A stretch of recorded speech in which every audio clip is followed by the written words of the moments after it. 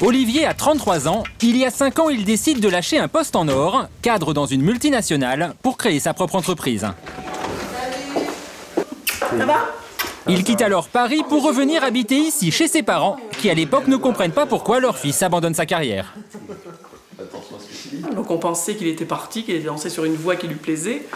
Effectivement, de le voir revenir en disant « j'ai un projet d'entreprise, je souhaite revenir dans la région, je vais laver les voitures, mais bien sûr Olivier, et sans eau, mais bien sûr Olivier. » Bon, et alors c'est le nouveau lustrant, il marche mieux que l'ancien?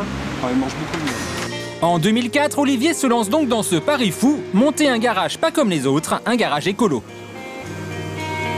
Tout plaqué pour créer, partir de zéro, créer une boîte, devenir laveur de voitures après avoir été cadre, faire des sacrifices financiers, c'est assez compliqué parce que je suis passé pour être très transparent, j'avais un salaire de 3 000 € par mois à 200 € par mois, les bons mois, 200 € on va dire.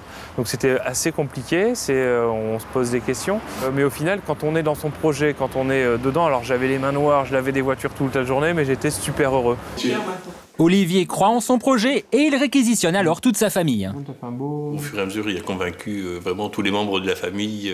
Il n'y en a aucun qui a résisté à sa force de conviction. Aujourd'hui, le père d'Olivier est son directeur général.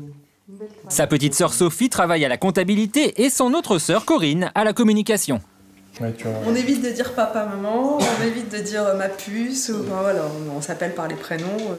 Mais bon, il y a toujours un petit surnom ou un petit qui dérape de temps en temps. La famille ne regrette pas de s'être lancée. Avec plus de 30 sites en France, son entreprise est un vrai succès. Une entreprise écolo, mais pas seulement. La fierté de ce jeune patron, c'est aussi d'employer des personnes en grande difficulté, comme Sophie, chômeuse de longue durée. Moi, quand je suis arrivée ici, avant, j'avais des problèmes financiers, mais franchement, ils m'ont beaucoup aidé.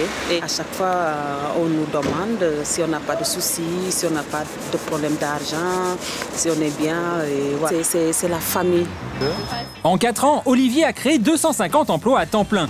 Et des bras, il en faut, car ici, on lave les voitures à la main. Les produits sont bio et cerise sur le gâteau, on n'utilise pratiquement pas d'eau.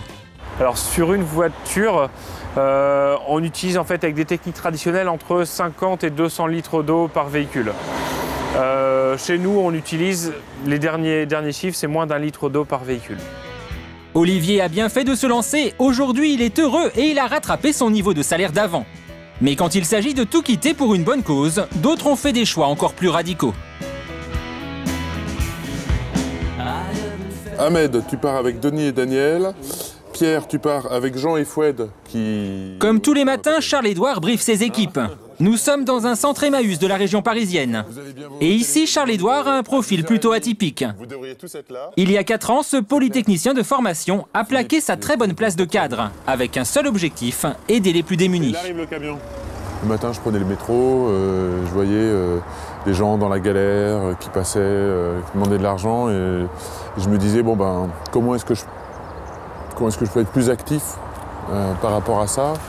Sa solution, offrir avec Emmaüs un emploi à des personnes en grande précarité. Leur travail, récupérer des objets et des meubles qui seront ensuite retapés puis vendus à des prix bradés pour aider d'autres familles. Charles-Édouard a abandonné son costume cravate et accepté de diviser son salaire par 3.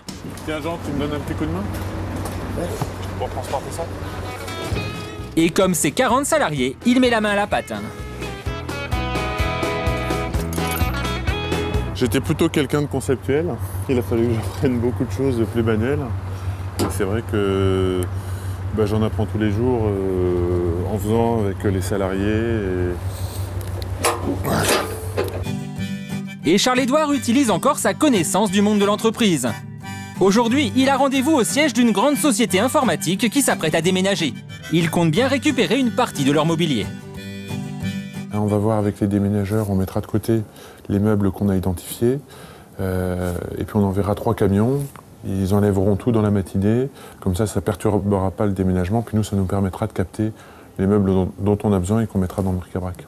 Hein, si ça te va. L'idée de travailler avec une entreprise d'insertion qui va promouvoir l'économie sociale et donc l'insertion de personnes en difficulté, pour nous, ce serait idéal. Merci. Pari réussi, Charles-Édouard récupérera prochainement des tables, des chaises et même quelques canapés. C'est Isabelle. Le samedi, à l'ouverture des portes, cette foule, c'est la plus grande fierté de Charles-Édouard. Ici, des familles modestes peuvent faire des affaires. Pour moi, c'est une affaire. Voilà, un service. Voilà. Et je suis contente. C'est combien? 5 €. Et le polytechnicien s'improvise vendeur au rayon électroménager. Moi, je participe à la vente avec tous les salariés. Des fois, je suis à l'électro, des fois, je suis à la caisse. Des fois, je suis un petit peu dans un rôle de supervision, d'animation. Il y a 4 ans, Charles-Édouard fournissait des logiciels. Aujourd'hui, il vend des plaques de cuisson. Et pourtant, il ne s'est jamais autant senti à sa place. C'est vrai que c'est un travail où, quand je me lève le matin, je ne me pose pas de questions et j'ai envie de venir, de retrouver l'équipe. Par rapport à ma vie d'avant, il y a eu des gros changements, notamment au niveau financier, mais c'est compensé par l'utilité de cette structure et ça, quelque part, ça n'a pas de prix. Chaque semaine, ces ventes de charité rapportent 15 000 €. Une double réussite pour Charles-Édouard, équiper tout le monde à moindre prix, tout en créant des emplois. Hop.